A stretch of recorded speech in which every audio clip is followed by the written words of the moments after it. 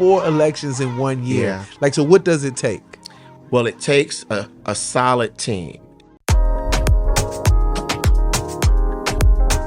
The interesting thing is that the military is politics, but you don't know it when you're in it, unless you're at a senior level. Let's tell people, in your opinion, why local government is important. Because this is where the rubber meets the road. It's boots on the ground. It's where the real decisions are made. Hey, welcome to the Elected and Engaged podcast. I'm Mayor Derrick Wood. I am your host, and we are the voice of local leadership. Today, I have the privilege to sit with the first African-American man elected to the Prince William County Board of County Supervisors. And we don't know what that is, but he's going to tell us in a minute what that is. He is a retired military vet. One of the first command sergeant majors that was black, that ran a unit of hundreds of thousands of troops that put him out there, who was also a volunteer firefighter, who is now serving this community as a veteran, as a firefighter. Now he's serving as an elected official. Welcome to the show, Victor Angry. Yes. All right. Welcome to the Elected and Engaged podcast. Thank you, Mayor Wood. Thank you for having me. It is truly an honor. Okay, and just hearing you say all that stuff is pretty impressive. So you never know your life until somebody repeats it for you, and that's a lot. So thank you for having me. Yeah, tell us a little bit about when people introduce you or when you hear your story. Tell us what you hear, and actually take us back to that journey of how you really got engaged, because it sounds like your whole adult life has been built around service. Yeah, and it has. So I 100% a community servant, and that's all I've done. So I joined the Army early age of 18, did 23 years in the Army. I'm going to give you the clip note version. 23 years in the Army, retired from the Army, became a volunteer firefighter, still looking for community service. Did that, still doing that, got on their board of directors, was a community outreach person for all public safety events. Had an opportunity to run for public office after Mrs. Jenkins passed away in office. And as they say, the rest, as they say, is history. So that kind of sums up everything that I've done. But getting there is the interesting part because, small town, Altamont Springs, Florida, dirt road, 7 kids, skinny black boy, not really seeing anything in my future. And my, I call her my godmother, Miss Brenda Patterson, was my uncle's girlfriend at that time, used to nag me about doing more in life. And literally one day said, I see more in you than you see in yourself. And it sparked something in me that I asked her, what did she mean? And she said, you're not supposed to be here in these streets, because, we're talking the 80s here, because the 80s brought in the crack, if you remember that whole episode. So she wanted me to not be a part of that. But I knew the streets was a life that was fast money. And really, if you want to keep up, you got to maintain that. So she asked me what I want to do. And I said, go to college. And she told me no, because I really only wanted to go to college to party. And so I said, my brother's in the military, so I want to go in the Air Force. And took me down to the Air Force recruiter. The guy was out to lunch, had a sign that said out to lunch.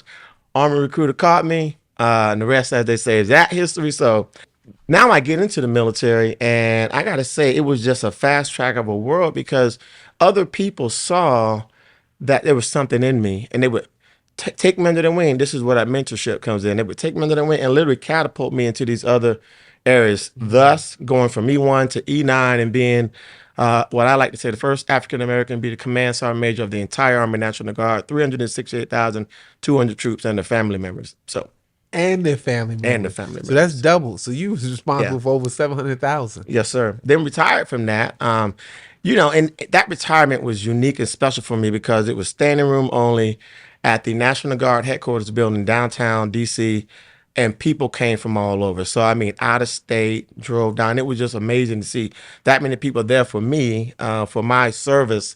That wowed me. So after that, that kind of deflation sits in, because when you're in a position like that and you're doing so much, coming out of the military, it was a lot of quiet time. You got to find your life again and find your battle rhythm. So I had to figure that whole thing back out, and became a firefighter because it was a balance for me. But I didn't want to be on the paid side. I like the volunteer side because I just want to help people and be a part of that. So when I did that, that next opportunity came up with politics, and that's a whole nother story. So I'm sure we'll go down that road. Yeah. So in that whole process, What interaction did you have with any type of politics there during that Well, process, the those interesting years? thing is that the military is politics, but you don't know it when you're in it unless you're at a senior level. So senior level means I'm working with the Department of Defense. I'm working with a lot of headquarters, and you don't understand their politics.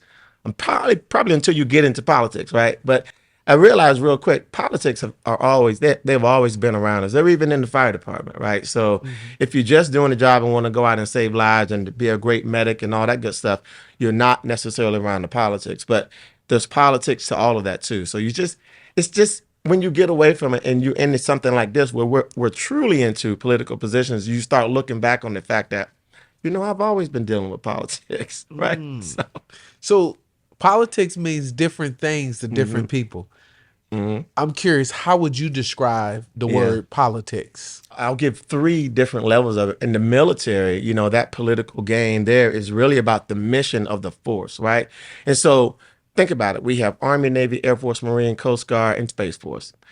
Each one fighting for what they particularly want, but DOD manages all that. Now, Coast Guard is now the Homeland Security, Homeland Defense, so it's kind of outside of that, but it's still in that family. Each one of them have their own mission-focused battle of what they want, and they have to fight. Politics involve pots of money, and it involves policy, and no two policies are the same. And regardless of how you think about it, no two pots of money are the same, even though it's the same dollar. Now that's the military version of it. The fire department, no different. You have all these different fire stations, fire units. We have a volunteer and a career system together at work. There's always something that's going on that has either a hidden agenda or a message of what one organization wants or one group wants. Same in right now current politics. I represent the Neabsco district. We have 7 districts in Prince William County. Each one of these districts are fighting for their own version of what they want. Now, the cool part about it, or the interesting part, is each one of these districts has roughly 77,000 people. So those people are looking for the support of what they want through their elected official to go fight for them, which I wrap this whole thing up by saying that's what democracy is, right? So democracy is majority vote wins. It's going to get what you're trying to push and fight for. And politically speaking, in the politic world of things, that's politics.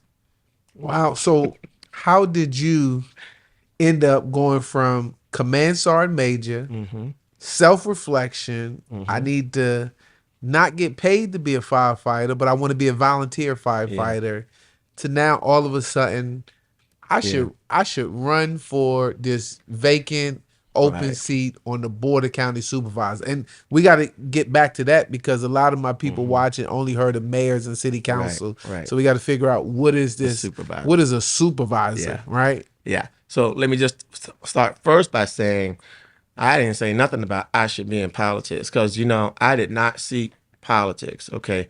But I will say this purpose.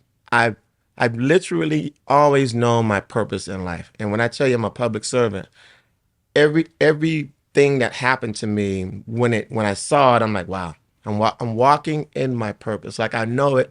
I know I'm designed to do this.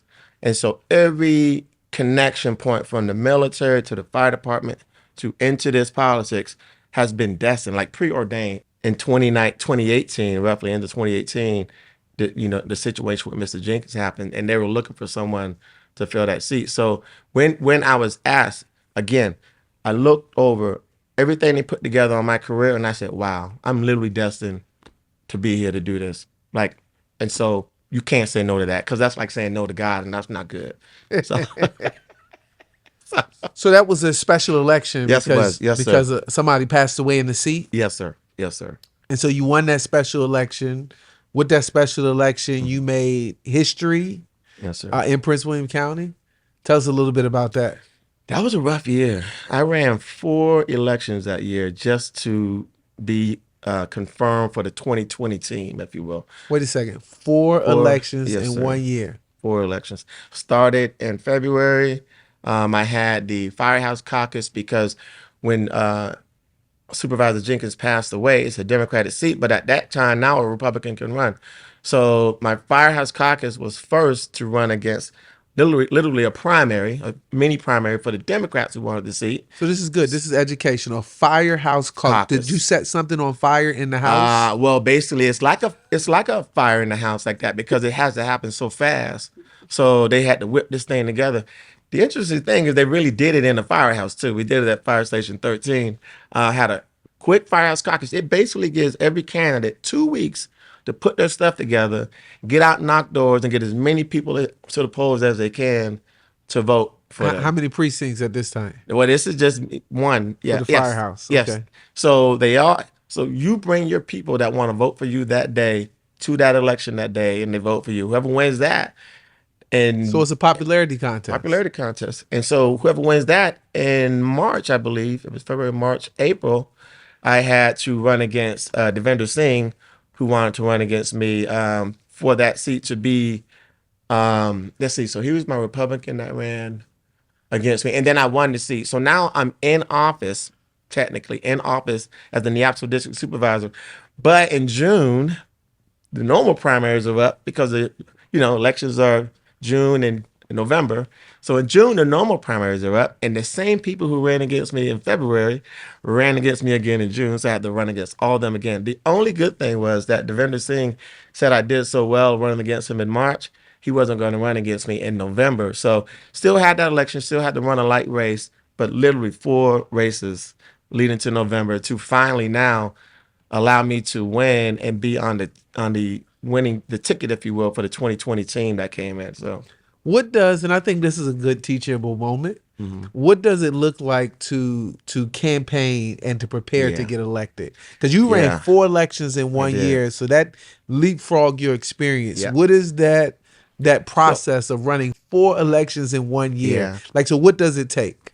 Well, it takes a solid team. And so I want to thank a lot of elected officials because, again, I knew nothing about politics, but a lot of elected officials lent me members from their teams who knew what they were doing with that. So now I'm being like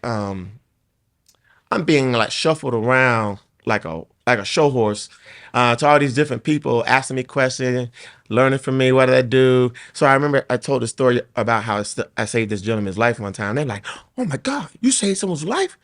That's incredible. That's going to be great for this." Like, and so then they put this whole packet together. And now you look through the packet and you want to make sure it's correct because I don't want to send anything out there that's not me. And that's my moment of, oh wow, like I'm supposed to be here. Like everything was there that looked very good, and I could speak it. I know it. I've lived it. I'm passionate about it. And as I went the next level, out here to knock on all these doors, cause get you a couple of pair of shoes. Cause if it's 77,000 people in the Neabsco district, you really want to knock 77,000 doors, but that's impossible. So then they break down the formula of who's Democrat, who's Republican, who votes all the time, who doesn't vote, and then they're giving you the strong list of what, and then you out in the streets, for that whole time. You're making commercials, you're doing radio sound bites. You don't sleep until election day. And then you're also trying to make calls to raise money for your campaign to pay for the folks that relent to you. So now that first 4 of those really helped me understand that process very well. So by the time 2023 got around, the time to do that again, I have my own team now. And it's really, you got to understand now at this point how to separate politics from governing. And so your political team becomes that team that helps you when these elections come around. But then you tend to kind of put them on the shelf or until you got to do a fundraiser to keep your funds up because now you got to govern. And so governing is way different than politicking. Oh, yeah. That's good. Campaigning, should I That's say, good. campaigning. So you had to build a team, you had to knock doors, you had to raise money Yes, sir. and get your people to the Yes, polls. sir. And then make sure your team believes in you. Like they know you the way you know yourself. Like I got folks that can write statements for me that sound just like me. Like I'm like, did I write that? Like I don't know, I didn't write it. They wrote it, but it's exactly what I would have said, but they just said it better. What is the process then to go from campaigning to governing? Okay, that's a little complicated because if you don't know the difference between the two, you can find yourself campaigning in office, and that's what you should never do. I will say so. The first thing I'll say to that is hopefully you've got a good mentor that can identify to you don't do that again. Like your campaign is still, you need to be governing. And then hopefully you can, what I said and what I did for my first year in 2019, I'm going to use the words of what I said. You can shut up and listen, because that's my mission in 2019, was to shut up and listen. So I didn't want to make a statement. I didn't want to like tell people what I did in my first year, because honestly, I didn't know what I was doing. So I wanted to listen more, learn, find from other elected officials how they do it. And when I mean other elected officials, I mean Democrat and Republicans and independent. And if you're in office, if you got a piece of information that can help me be better, I want to get that from you. So I spent that year listening and understanding what governing looks like, and then what politicking or campaigning looks like. And then I processed those two I together. might have some people watching that might have never heard of a supervisor, and Yes. probably your average voter don't even Yeah. know what a supervisor is. They Yeah, they know don't. they've heard of mayors, Right. They city don't. council. Yeah. So what Well, is a yeah. supervisor, an And elected yeah, supervisor? let me tell you this, because the first thing when I tell people I'm a supervisor, I always have to say, like a councilman, council person. Oh, we have a mayor, and then you have your town council or your city council. For a county, because the difference is a city, a town, and a county. In a county, it's uh, much bigger, so it's on steroids, if you will.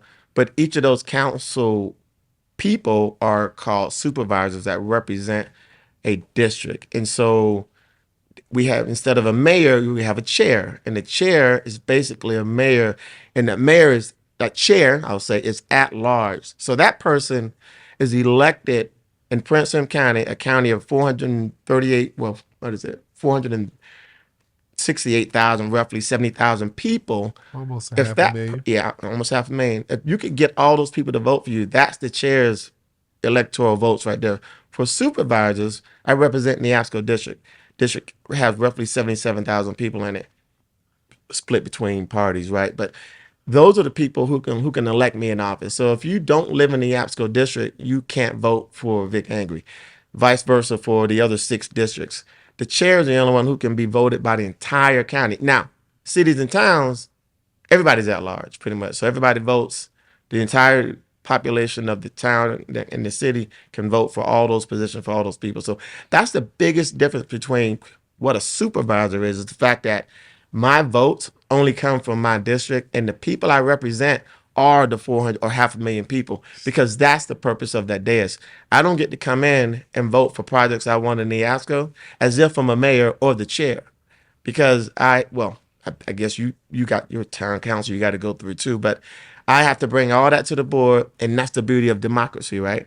Because it says the majority wins. So I'm pretty much working my board members to make sure I can get 5 of, in our case, 8 votes, because we have 8 people on the board, and so we got to get the majority of those to push projects forward.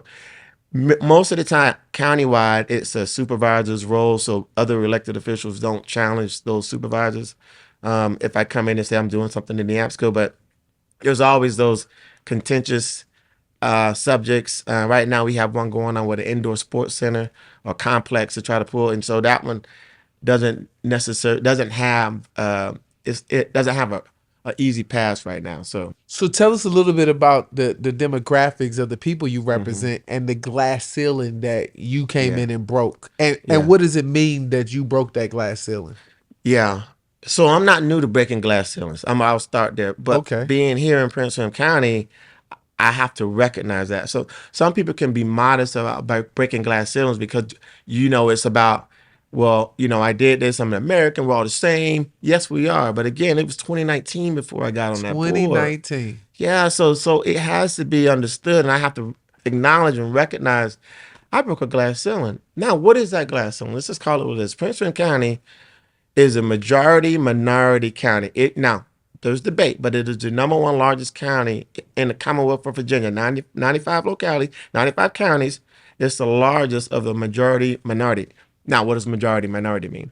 It means that all of the minorities of Prince William County make up more than whites, right? Okay. So if you just want to call that data, now you can break down the data and still you see that Hispanics are the number one. Don't know the actual percentage. Then it's whites, and then it's black, and then it's other races and ethnicities. So, but that's what that means.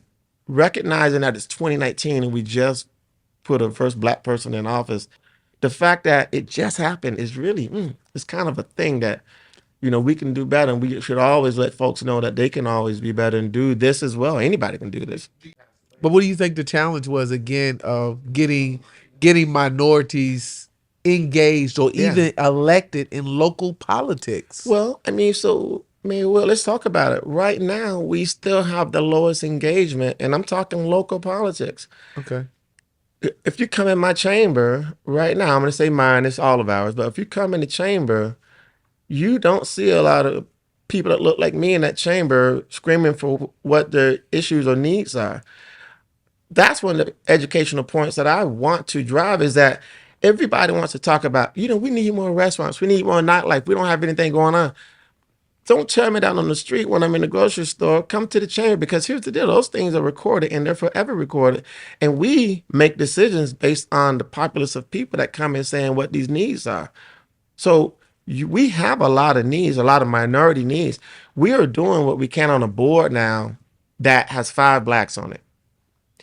We have introduced the word affordable housing in Prince William County, which was never even a term in 2018. Now, right, wrong, and different, not trying to talk bad about a previous board, but it wasn't their wheelhouse. It wasn't the talk of the town then. Wasn't the thing. Now, even though it was, but people weren't screaming it. Prince William County has been around. It's almost a Yeah. 500,000 people, and it took Yeah. the Yeah. 2019 for the first black person to get into local elected. So, And now you're not the right. first. You led the way to now. Uh, Out of 8, 5 of you are African Americans on that board. Yes. I mean, that is in a matter of a short period of time. Right.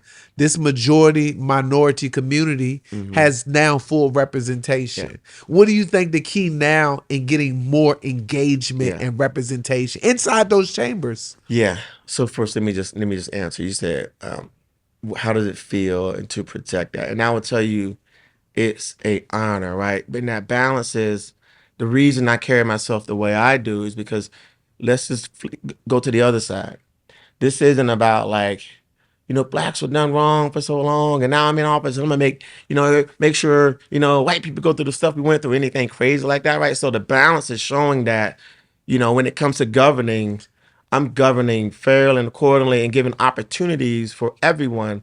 And it's up to everyone to take those opportunities and then show all of our departments what right looks like. That's a term we say in the military. What does right look like? And then when you can project that out to the people that they can see that and want to carry that on. So for me to sit here is not like somebody look and say, oh, it's a black dude in office. He's going to make our life mess because he's not going to listen to what we're saying.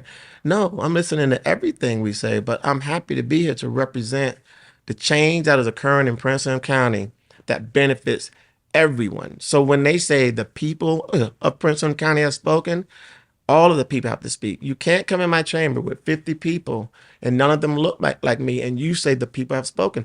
I'm not going to easily settle for that. And I'm going to make sure the representation is there for the decision that I have to make, at least on that board. And as far as teaching and showing people that how do we get more people involved in local politics? It starts with that attitude, that leadership attitude. It's all leadership. It really is. And so, I have to emulate that, which I think I believe I've done a good job with. And then B, you know, I've got to start building these groups. I don't have enough yet. And I try to get out to talk to a lot of young men.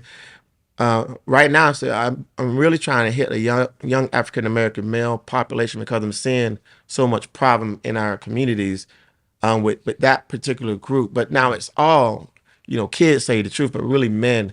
Because if you can bring a kid to me and tell me to talk to him, I'm going to talk to him. Don't care what color they are at that point, right? But when I see these, young men out here on the streets and they need some guidance, because we can back up a little. My father left me us when I was 10. So my mother basically raised all us. Seems to be like a theme. But as I see these opportunities with the kids, I want to talk to them more, right? And I just want to provide that for them. So, that's another one to get them involved. And really, what I do now is a lot of nonprofit kind of work with the kids to get them by my office, just to maybe hear politics and hear what I do. Just watch what I do. Don't have to be involved in it just yet, but watch what I do. See if you want to kind of learn, ask some questions. Come in the chamber, sit down, and just see how we run a meeting and what that looks like. So for people who want to get engaged and they need a starting point in local government, right?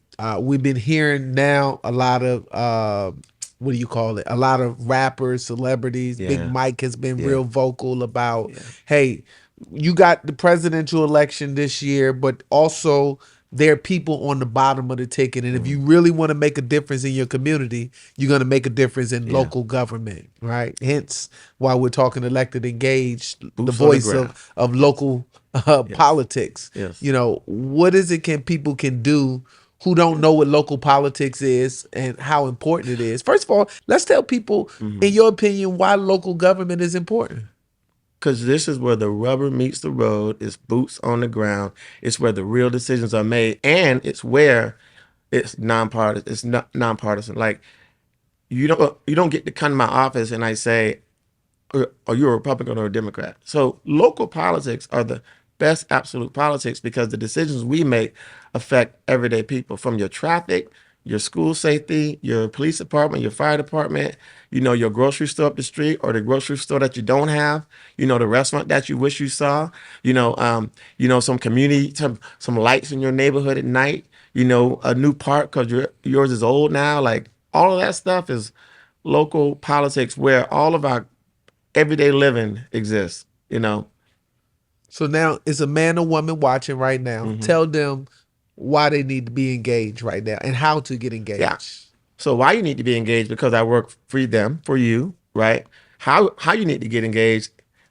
First step, just come down to the chamber and watch a meeting. Watch a board meeting. The second thing I tell you is get involved with a board or a commission. Like we have, I don't know how many boards and commissions that folks can be a part of the board through. And what that means is you don't get to make the decision of what we're gonna do, but you get to have a voice in that. So Almost people, like an advisory. an advisor, yes, and that's a big role to play because you literally get to work with the board on many areas. We have a library advisory board. We have, of course, a land use planning commission. We have a Parks and Rec. Parks and Rec is probably the best one for the county because we have a lot of green, a lot of space, and a lot of parks. And right now we're working on connecting the trails. So we have folks, these are folks who run the trails, who walk the trails, who are runners, who live in the parks. They love the parks. Thus, they're on these parks and these parks. I have a parks and I have a trails and blueways, two separate commissions with people who are on them because they love the trails. And for folks since COVID, they want to get out more. So that's a big one. But yeah, you can get involved in any of those. And sometimes you have a specialty to do those, and sometimes you don't have to. What advice would you give to your younger self, 2018? Now you've been on this process over 4 years. As far as your level of engagement or the Yeah. process it took that you shared with us early on getting elected. So what would be that To advice me, you to might, yeah, myself, to your oh younger man, self, which is yeah, really you speaking to the people. I know. But for me, with my younger self, it's don't get ahead of yourself. Like that's happened to me before. These positions, I represent them. It's not me, right? I don't own this. So it's Vic Angry is sitting inside the Neabsco District Supervisor seat. That's the seat. I represent that seat. I carry that seat very well. I can't get me lost in it because sometimes we get lost in these positions and I'm speaking from experience. When I was the command sergeant major for the entire Army National Guard, my head got big. My wife told me my head got big. And when your head gets big, you get ahead of yourself and you're starting to think you know everything and doing things because you think you know and not necessarily listening to your soldiers or in this case the people.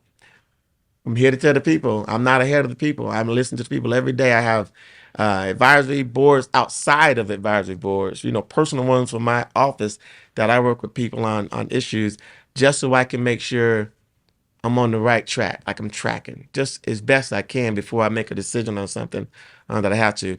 And then the other thing I tell myself is never be afraid to make a decision. I mean, because one of the things that I inherited in 2020 when I came with the new board from the 2019 board is there was a lot of decisions they didn't want to make. And when you don't make a decision, all it does is brew and brew and brew, and the people get more in an uproar, and then it just becomes a problem, I'll say. So until you make a decision, where a decision is going to do one of two things. Well, it's going to do one thing. A, it's going to be done. B, 50% of the people don't like it. And The other 50% won't. But at the end of the day, you made a decision. And we're moving on into the next thing because this county has a lot of things to do and a lot of concerns to take care of. And so we cannot keep prolonging these things and pushing them down because at some point someone has to make a decision. So never be afraid to make a decision. We all know politics is 2 to 4 years at a time. Where do you see yourself in the next 2 to 4 years on this Fishing. political? No, seriously, seriously. I always tell people, the old saying, the best way to make God laugh is to tell him your plans. So here's what I know: my plans are right. Well, not my plans. My mission is Yeah, what do right you now. see? God has put me in this position. I'm going to do it to the best of my abilities, and in 2027, I got to see what He has planned for me next. Now, you want to hear Vic's dream list? Yeah, what's a go? Like, what do you like? If you looking back, if Yeah. if God gave you all the desires of your heart, Mm-hmm. knowing what you can accomplish in the next 4 years, Yeah. give us that one big thing so you can look back on this video and say, "Man, I said that on Elected and Mm-hmm. Engaged, and now I look back and I made that happen." What's that? Wow. Mm. I honestly don't know if it even has politics tied to it, but I'm going to answer it because right now I work for the people and I've been really good at it. And a lot of people say a lot of things like I should run for higher office. I don't know if higher office is what I want to engage in because I do absolutely love being the Neabsco district supervisor. And John Jenkins, they called him the people's supervisor. And so don't know if I could ever get there to that title. But welcome. I love the challenge, right? So I want to do that and just continue that. Now, if the people wanted me to go somewhere higher or just didn't want me in office anymore, I'm definitely going to follow that. But I really truly feel I'm doing great work here, and so I want to continue doing this until what next. So that's what I would want to see at the end of a legacy for me. That man, I really, when people look back, they said, man, not only did we have John Jenkins because he's always going to be the people supervisor, but right behind him came this guy who literally, what wasn't so bad, if that's a word, but 'cause- so yeah. That's good. What any last words you want to give to the Well, Elected and Engaged podcast? well, Anything I don't necessarily want to give it. inspirational? I mean, we know that you are also Uh-huh. a good speaker and you have a book that you I did, publish. yeah. Before You we know, get to the book, though, Maywood, I just want to, cause I don't think anyone's ever like done something like this before, but I want to present you a little something, if that's okay. okay. Okay, so I've been sharing now the PRTC OmniRide bus system for 3 years, third term. That I think that's never happened. And so we have a coin, and so I want to give you that coin and say thank you, man. Thank you for this, cause this is Appreciate it. big what you're doing, and so I really appreciate it. This is good. Yeah. So. All right. Thank And you. I did write a little book on leadership, and I wrote it because my troops asked me to write it and trying to give them a path to how I became successful. So I enjoyed that. I enjoy what I do now and again. And thank you for just having me on the show again, man. How can people find you? Your social Ah, media, well, actually, my website? personal website is victorangry.com. Okay. For the book and all that stuff I do there. But for county, definitely you can go to www.pwcgov.org or neapsconews.org, or you can find us on Facebook with Neapsco News and follow all the stuff that's going on in the district. We're doing a lot of work in there too. A lot of right now, a lot of homes are coming up. So, but we have a shortage in homes, so really trying to keep that going and make sure we can solve that problem. So, but yeah, that'll. Thank you for taking time out to speak to Yes, the sir. Elected and Engaged. Again, I'm your host, Mayor Derrick Wood of All Elected and right. Engaged. Make sure you take time to subscribe. Make sure you leave a comment, let you know what you learned from Victor Angry today. Also, make sure you tag a friend who needs to Yes. hear some of this good stuff. And leave us a review because we don't charge you to watch these, but we're giving you some good mentorship here. And your currency is the reviews and the comments that you leave below. And we'll see you next time on the Elected Engaged podcast, where we are your voice for local leadership.